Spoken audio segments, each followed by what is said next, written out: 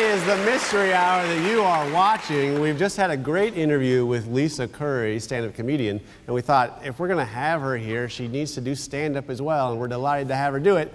So please put your hands together once again for Lisa Curry.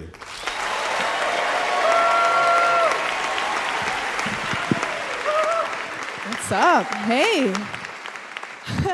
Hi, I just, I hit an important milestone recently, 10 years single. That's an accomplishment, thank you. I'm at the point now where I've been single for so long, I don't even understand how people get into relationships anymore. You know, like, whenever a friend's like, I'm engaged, I'm like, whoa, and I just imagine that equation from Good Will Hunting, and I'm like, what?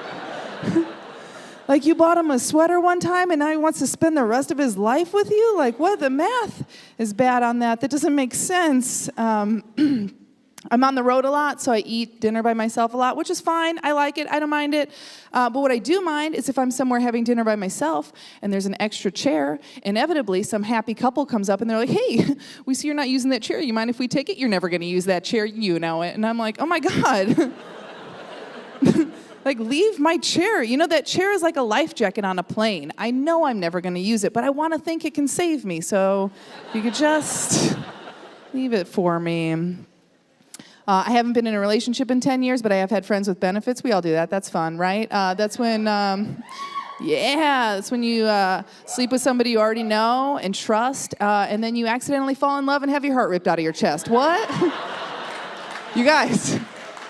That's false advertising. Those are not benefits. Those are benefits the same way, like if you started a new job and your boss was like, hey, this comes with vision and dental, and every Friday I'm going to punch you in the face for no reason.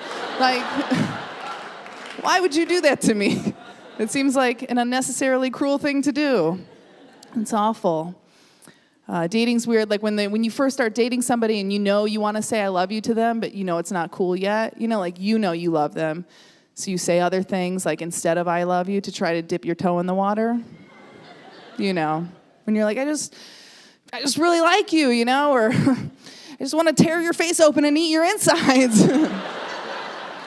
I just want to unzip your flesh and climb inside of you like footy pajamas. And they're like, what? And you're like, whoa, don't get weird, dude. I didn't say I love you. You know, relax. Don't make this weird. My married friends always say this stupid phrase that I hate. They're always like, love makes you do the craziest things. I'm like what? Did you run into oncoming traffic? Like, no, you didn't. Like, love like makes you care for someone else a little bit more. Like that's it, and not even all the time, if we're being honest. That's it. Like heartbreak makes you do the real crazy stuff. Like I'm checking someone else's horoscope and taking it seriously, you guys. Do you understand? I'm like, what's Aries up to today? Should I text him? No, never. Like, I'm paying a psychic money. Do you understand? I have $4 and I'm giving it to a witch. Like, tell me my future. That's where I'm at right now.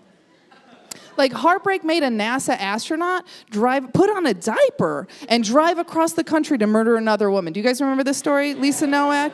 That's literally our best and our brightest, NASA astronaut. Like, this is an intelligent woman, and she found out another woman was with her man, and she's like, you know what? I'm going to kill her. I'm not even going to stop to go to the bathroom. Like, never mind that she was literally driving across the country, so she had to stop for gas, but she thought...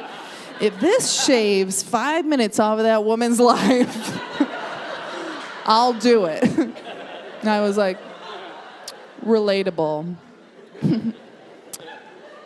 Relatable. I hate racists, especially like old racists. I don't understand. Like my grandpas would always say the worst things about other people, and my parents always made up the same excuse that everyone says about old people. They're always like, yeah, well, you know, they're just from another time. You know, like that's what they say when old people say horrible things. It's like, oh, they're from another time. And I'm like, yeah, how did Grandpa get to this time? Did he crawl through a wormhole to get here? I don't think so. I don't think so. Like, he lived through the civil rights movement. He should know better than everyone. Like, I don't think you should be able to move forward in time with technology and medicine and then just not socially. Like, what? It's not a game show. You don't get to pick categories, you know? Move forward all the way or not at all. That's what I say. I think that should be a rule, so then that way when your grandpa says something horrible and he needs a tumor removed, you just give him a shot of whiskey and you carve it out with a rusty old knife. Like, hey, man, you want to talk like an 1800s plantation owner? That's cool, but we're going to give you Civil War medicine now. When he says something stupid like, I just don't get the Black Lives Matter movement, you can be like, that's cool, man, don't even sweat it, but get away from the microwave, because that is not for you. It's ahead of your time. That's it for me. I'm Lisa Curry. Thank you so much. There she is, Lisa Curry. That's our show. 10% of our box office proceeds tonight goes to Rare Breed. Lisa Curry killed it. We'll see you guys next week. Big Whiskey is the official caterer of the Mystery Hour.